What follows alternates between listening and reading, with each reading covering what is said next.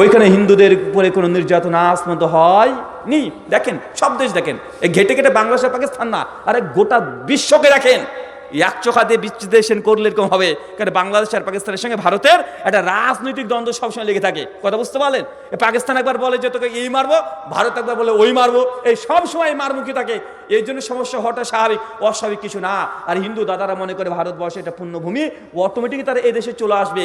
বাংলাদেশ পাকিস্তানে থাকতে তারাও চায় না যে ভারত মুসলমানদের মনের মধ্যে কেউ যে সৌদি অফার দেয়, আরে ভাই চলে যাবে সেমনি। এগুলো বুঝতে হবে আপনাকে, এটা রিয়েলিটি ফ্যাক্ট। কিন্তু হোয়াটসঅ্যাপ ইউনিভার্সিটিতে দেখেন যারা আছে, তারা ভারতবর্ষে মুসলমানদের পরে কলঙ্ক লেপন করার জন্য ইসলামকে টার্গেট করছে, যে ইসলামকে দুনিয়া থেকে মিশিয়ে দিব আর ইসলাম মুক্ত রাষ্ট্র চাই। দেখেন ফেসবুক কমেন্টে আসছে যে মুসলিম মুক্ত রাষ্ট্র চাই, মুসলিম মুক্ত রাষ্ট্র চাই, বলছে না ভাইজান? যে তোরা পাকিস্তানে চলে যা, তোরা বাংলাদেশ চলে যা, তোদের বাপের দেশে চলে যা, বলছে কি বলছে না? আচ্ছা, আমার আবার সাদা প্রশ্ন একটা আপনাকে করি, বুঝেন তো আমার প্রশ্নটা একটু, মানে আপনি ধরতে পারছেন কিনা। একদিক দিয়ে কিছু দাদারা আন্দোলন করে বলছে যে আমরা অখণ্ড ভারত চাই। কি চাই কথা বলেন? অখণ্ড ভারত মানে ভারত, বাংলাদেশ, পাকিস্তান, আফগানিস্তান সব ভারতের অংশ ছিল, আবার ভারতের অংশ হয়ে যাবে। এই তো 2024-এ তো পার্লামেন্টে অখণ্ড ভারতের ম্যাপ দিয়েছিল। তারা বলছে যে বাংলাদেশকে আমরা দখল করব, পাকিস্তানকে দখল করব, আফগানিস্তানকে দখল করব, কাশ্মীরকে দখল করে নিব, আর ভুটানের কিছু অংশে দখল করে নিব। কেন এটা ছিল অখণ্ড ভারতবর্ষ। তো অখণ্ড ভারতবর্ষ চাই, এই দাবি আছে না নাই? চলছে কি চলছে না?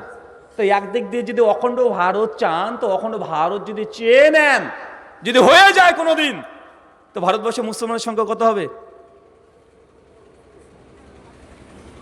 বাংলাদেশের প্রায় 16 কোটি, পাকিস্তানে প্রায় 22 কোটি। কত হলো? 16 আর 22 38, তাই না? আর ইন্ডিয়ান মুসলমান প্রায় ধরেন আরো 35 কোটি। কত হলো? প্রায় 73 কোটি। তো যারা বলছেন ভারত মুসলিম মুক্ত ভারত চাই, আবার ওই মুখ দিয়ে বলছে যে অখণ্ড ভারত চাই। আরে ভাই, দুটো একসঙ্গে চলে? আর অখণ্ড ভারত মানে তো ভারতবর্ষে 73 কোটি মুসলমান হয়ে যাবে। তো ভারতে মুসলিম মুক্ত করবেন কিভাবে? আর যে কোনো একটা সাইডে যাক, এটা দিয়ে অন্য কিছু না, এটা নিয়ে শুধুমাত্র মুসলমানকে টার্গেট একদম হচ্ছে না, ভারতবর্ষে মুসলমান রাখবো না। আবার আরেক দিক দিয়ে বলছে না, এই বাংলাদেশ পাকিস্তান এটা আমরা নিয়ে নেব। সব ডবল স্ট্যান্ডার্ড চলছে। তাই এখানে আমার এই কথাগুলো বলার উদ্দেশ্য হচ্ছে এইটা, যে আমাদের সাধারণ হিন্দু এবং মুসলমান এদের মধ্যে দ্বন্দ্ব লাগানোর জন্য কঠিন পরিকল্পনা আবারও চলছে। তাই আমাদের সনাতনী হিন্দু দাদাদেরও বোঝা উচিত, আর আমাদের মুসলমান জনগণ যারা আছে তাদেরও বোঝা উচিত, মুসলমানকে যখন অভিযোগ করছে তাদের সামনে এই আয়নাটা রাখার দরকার, যে ভাইজান আপনাদের কাছে যে ঘোল খাওয়াচ্ছে এই ঘোল আর খাবেন না, যেভাবে বোঝাচ্ছে এটা আসল রিয়েলিটি নয়। একদিককার এক চোখ দিয়ে আপনাকে দেখানোর চেষ্টা করছে, দুই চোখ দিয়ে দেখানোর চেষ্টা করেন। কারণ এখন হচ্ছে যুক্তি আর প্রযুক্তির যুগ। এখন তথ্য যাচাই করা খুব ঘন্টার পর ঘন্টা, আপনার মাইলের পর মাইল হেঁটে গিয়ে তথ্য জোগাড় করার প্রয়োজন নেই। এখন তো চ্যাট জিপিটি আছে না নাই কথা বলেন? চ্যাট জিপিটি হাফেজাহুল্লাহ তো খুব সহজে পাবেন। আমি যে কথাগুলো বললাম, যদি তদন্ত করতে চান, গবেষণা করতে চান, চ্যাট জিপিটিকে এখনই প্রশ্ন করেন, প্রত্যেকটা অ্যান্সার অটোমেটিক পেয়ে যাবেন। পাবেন কি পাবেন না কথা বলেন? With reference. মানুষের ঘোল খাওয়ানোর যুগ শেষ হয়ে গেছে। তাই ভারতবর্ষের বিশেষ করে মুর্শিদাবাদে মুসলমানের গৌরব আছে, ঐতিহ্য আছে। মুর্শিদাবাদ ছিল মুসলমানদের ঘাঁটি। এই মুর্শিদাবাদ থেকে গোটা ভারতবর্ষকে তার রাজত্ব করেছে। মুর্শিদাবাদ থেকে কলম ঘোরানো হয়েছে, এখানে রাজা, এখানে বাচ্চা, সবকিছু। অর্ধেক ভারতের রাজত্ব কোথা থেকে হয়েছে? মুর্শিদাবাদ। টার্গেট মুর্শিদাবাদকে। তাই সাবধান এবং সতর্ক থাকবেন, আশেপাশে যেন এমন কিছু না ঘটে। আর কিছু যদি ঘটার আঁচও পান, দ্রুত কোথায় ফোন করবেন কথা বলেন? কোথায়? সঙ্গে সঙ্গে থানাতে জানাবেন। যদি কোনো মুসলমানও যদি কোনো 2 নম্বরে কোনো কাজ করে, সঙ্গে সঙ্গে ধরিয়ে দিবেন। কেন আপনার একজন নোংরামির কারণে গোটা মুর্শিদাবাদের দুর্নাম হবে, মুসলমান সম্প্রদায়ের দুর্নাম হবে, ইসলামের দুর্নাম হবে। এটা হতে দেওয়া যাবে কথা বলেন? একজন যদি দেখেন যে কোনো 2 নম্বরই করছে, কেন আপনার কাছে দেখা যায় একটা খেলনা পিস্তল যদি পেয়ে যায়, ওটাকে কিন্তু মানিয়ে দেবে AK-47 মিডিয়াতে। বুঝতে পারলেন না মনে হয়? এই যে কিছুদিন আগে দেখলেন না, পকেটের মধ্যে একজন মুসলমান হুজুরের পকেটে নোকিয়ার একটা মোবাইল ছিল 1600, দরাম করে বাস্ট করেছে। কেন? মানে ব্যাটারি ফুলে বাস্ট করেছে। মিডিয়া 2 দিন ধরে খবর চালালো বোম, যখন পরে প্রমাণ হলো না আসলে বোম ছিল না, মোবাইল ছিল, বাস্ট করেছে। তারপর থেকে মিডিয়ার কোনো খবরই দেয়নি। দেখছেন নাকি? এ তো 2 বছর আগেকার ঘটনা হাওড়া স্টেশনে। কেন জঙ্গিপুরে 2 জন ধরা পড়েছিল না বোম রাখতে গিয়ে জঙ্গিপুরে? রেল স্টেশনে বোম রেখে দিয়েছে, ধরা পড়েছে, তার খবর কিন্তু মেন মিডিয়াতে দেখেননি, দেখেছেন নাকি? মুর্শিদাবাদকে নিয়ে গভীর ষড়যন্ত্র চলছে, গভীর ষড়যন্ত্র। এখানে আমাদের প্রত্যেকে সচেতন থাকতে হবে।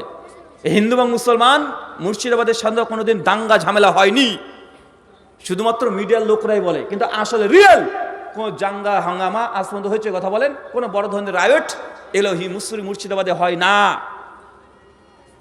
এই কিছুদিন আগেই আপনার ধুলিয়ানের ঘটনা নিয়ে চললো না ভাই, যে খুব তিলকে তাল বানানো। তাই সতর্ক কাকে থাকতে হবে?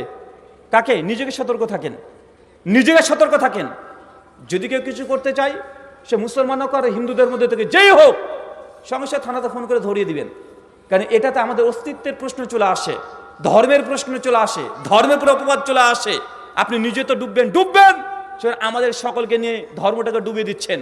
আল্লাহ সুবহানাহু ওয়া তাআলা আপনাদের প্রত্যেকে বোঝার তৌফিক দান করে, আমিন।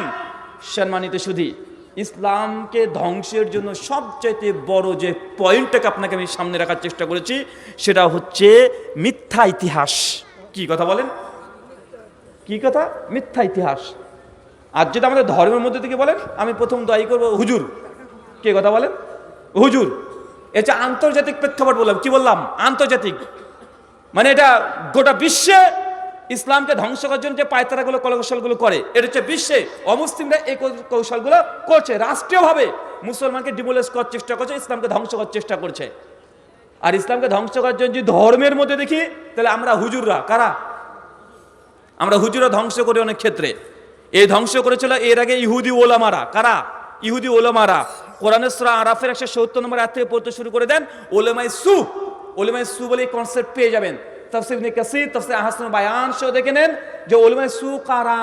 ইহুদিদের মধ্যে কিছু ওলামা ছিল যারা তাওরাত পড়তো। কি পড়তো? তাওরাত পড়তো, সুন্দর করে পড়তো, কিন্তু তাওরাত অনুযায়ী নিজে আমল করতো না।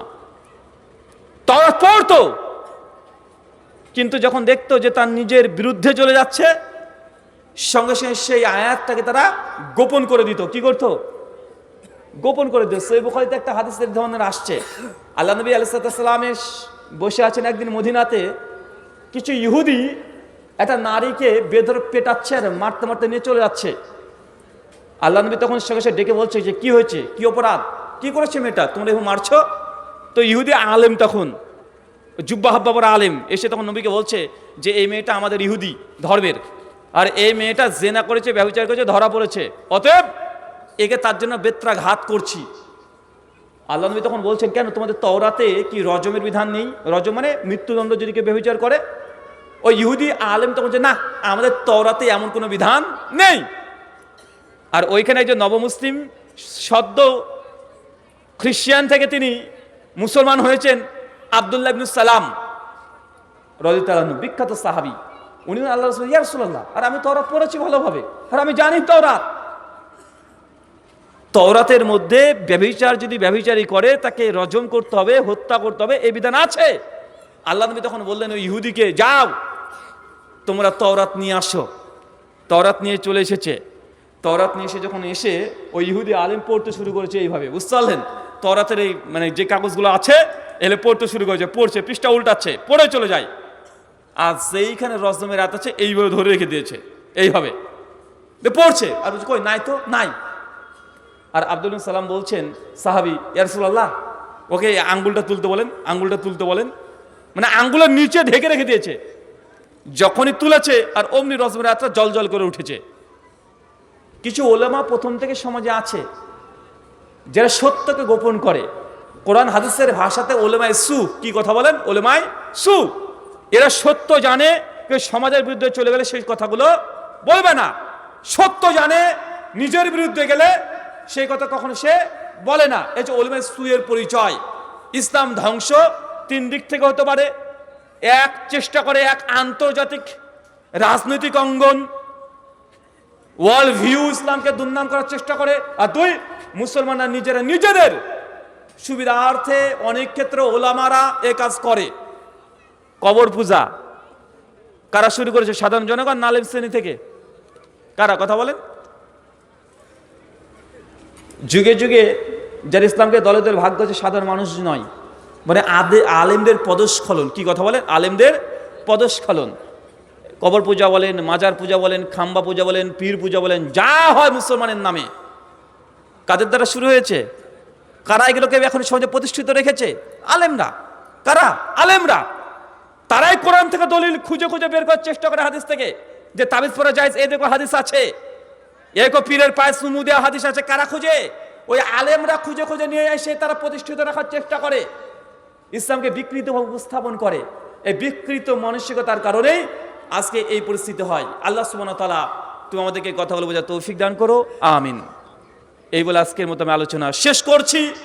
আমার আলোচনার সারাংশ ফল কথা হচ্ছে এইটা, প্রথম যে পর্বটা বলেছি এটা খুব গুরুত্বের সঙ্গে বর্তমান আমাদের পশ্চিমবাংলা মুর্শিদাবাদ জেলার বিশেষ করে এদের জন্য খুব সূক্ষ্ম মেসেজ, যেন ভুলক্রমে যেন আমাদের পদস্খলন না হয়। আল্লাহ সুবহানাহু ওয়া তাআলা তুমি আমাদেরকে সাহায্য করো, আমিন। এই বলে আজকের মতো আলোচনা শেষ করলাম। ওয়া মা আলাইনা ইল্লাল বালাগ। আসসালামু আলাইকুম ওয়া রাহমাতুল্লাহি ওয়া বারাকাতুহু।